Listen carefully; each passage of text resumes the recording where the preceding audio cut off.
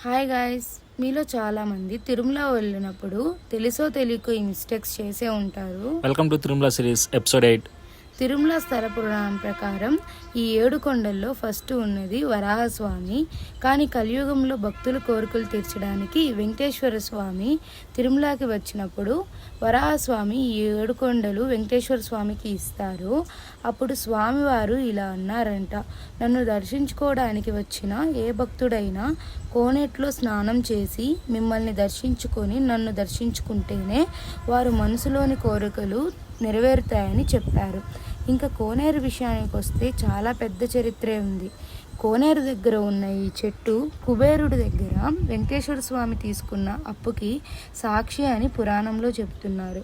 ఈసారి మీరు తిరుమలకి వస్తే తప్పకుండా వరాహస్వామి దర్శనం చేసుకున్న తరువాతే వెంకటేశ్వర స్వామి దర్శనం చేసుకోండి. ఈ వీడియోని తిరుమల వెళ్ళి మీ ఫ్రెండ్స్ అండ్ ఫ్యామిలీకి షేర్ చేయండి. మళ్ళీ కలుద్దాం. అంతవరకు స్టే ట్యూన్డ్.